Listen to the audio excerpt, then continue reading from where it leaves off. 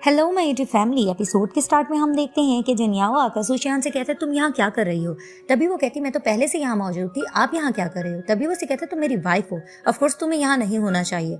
तो फिर वो दिल में सोचती है कि शुक्र इसने मुझे अपनी वाइफ तो माना। तभी फिर वो से कहती है योर हाइनेस आप ही बता देंगे मुझे कहाँ होना चाहिए। तो वहीं हाउ कहने लग जाता है कि मुझे तुम दोनों के रिलेशन के बारे में पता चल गया है, सुशियान ने सब बता दिया है। तभी जिनराओ से देखकर कहता है कि तो इसके बारे में क्या कहोगी। तभी वो कहती तुमने मना भी तो नहीं किया था बताने से। तभी वो कहता है कि तुम्हें अपनी रेपुटेशन का थोड़ा ख्याल भी है कि नहीं। तभी फिर वो कहती है कि हम दोनों का रिलेशन कुछ खास तो इंटरेस्टिंग चल नहीं रहा, और वैसे भी अगर लोगों को पता चल जाए तो इसमें क्या हर्ज है।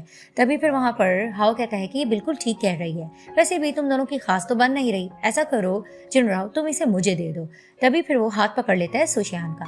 तभी फिर जिनराओ से कहता है कि इम्पॉसिबल, और वहां पर ही हाउ से कहने लग जाता है कि तुम्हें अगर इंपीरियल का ऑर्डर बिल्कुल भी पसंद नहीं आया है तो मैं अपने फादर से बात करता हूँ कि वो तुम्हारी और जिंगरियाओ की शादी की बात तय कर दें।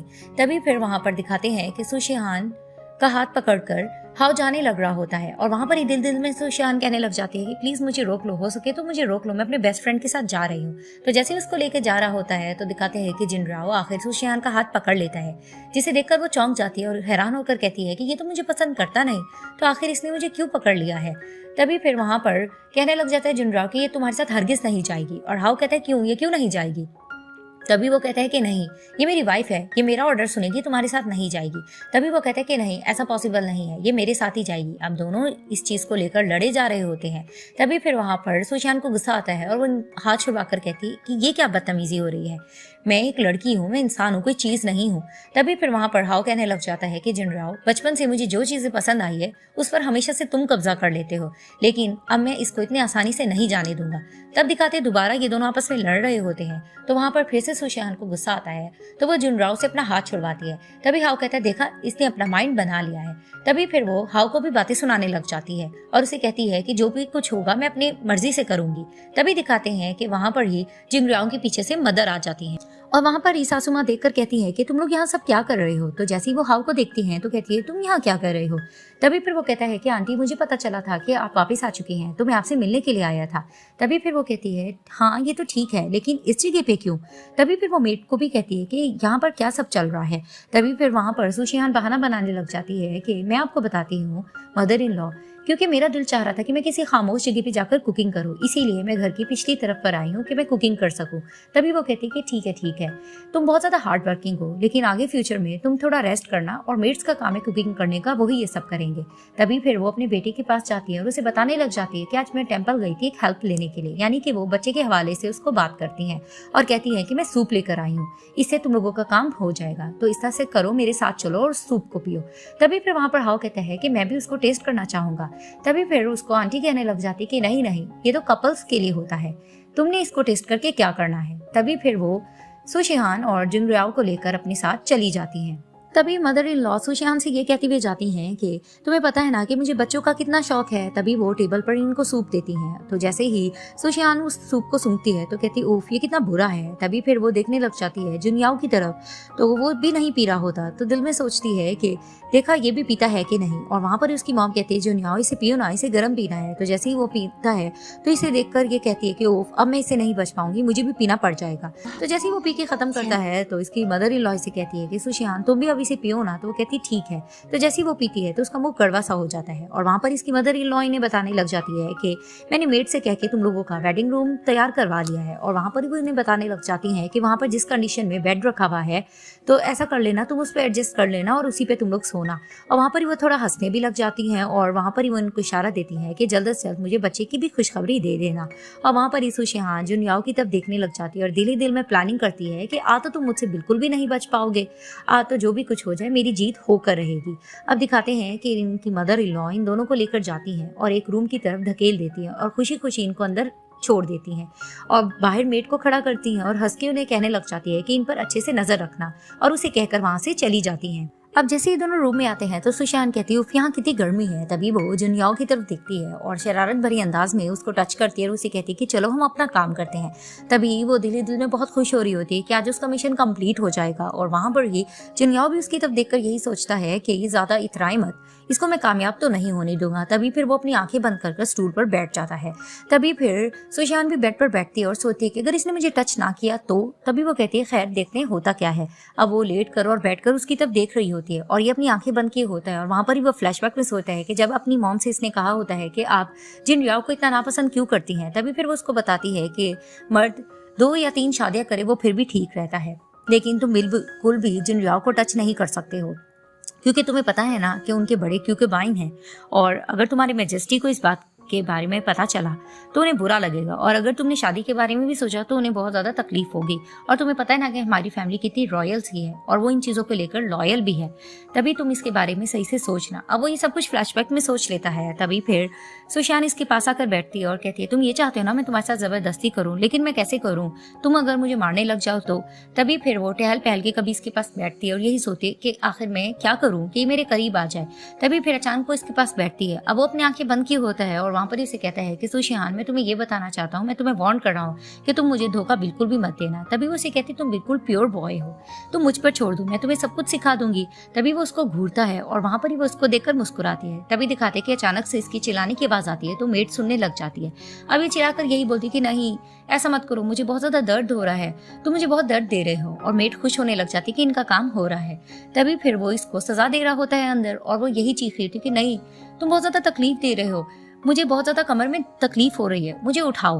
तभी फिर दिखाते हैं कि आखिर वो उसको सीधा खड़ा करता है और उसे कहता है कि मैंने तुम्हें रोका था ना कि मुझे धोखा बिल्कुल भी मत देना और इस तरह से मुझे टच मत करना। तभी फिर वो उसको लेकर जा रहा होता है एक जगह पे बिठाने के लिए। अब वो इसके साथ जा रही होती है और अचानक से इसकी तरफ देखती है। तभी दिखाते हैं कि ये इसको किस करने के लिए इसकी तरफ बढ़ती है तो दिखाते हैं कि जिनरिया इसको वॉल की तरफ पुश करता है।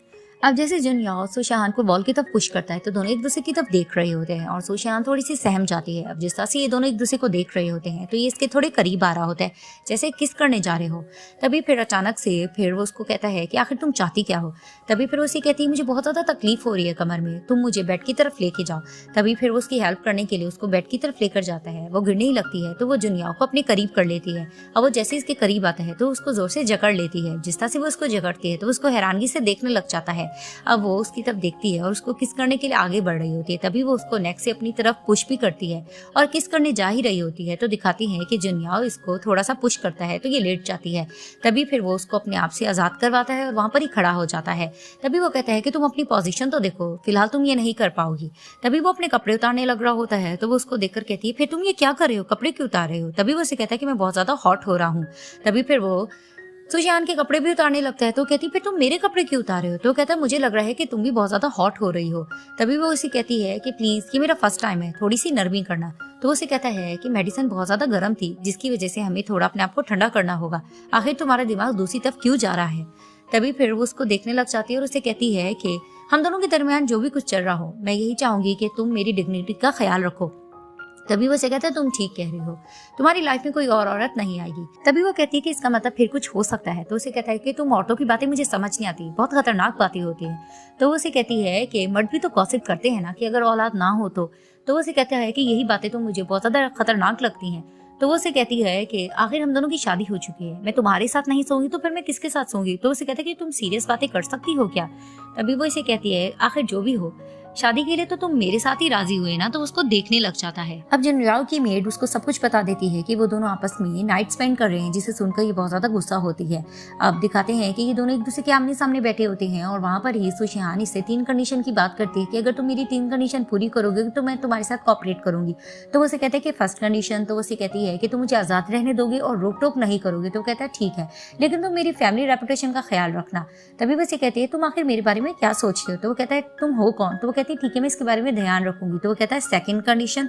तो कहती तुम मुझे पैसे दिया करोगे। तो कहता है मेरे पास पैसे नहीं है। तो कहती इतने बड़े जनरल हो और इतने ज्यादा कंजूस। तो कहता है थर्ड कंडीशन। तभी फिर वो मुस्कुराती है और शर्मा के कहती है कि तुम मुझे अपना आप दोगे।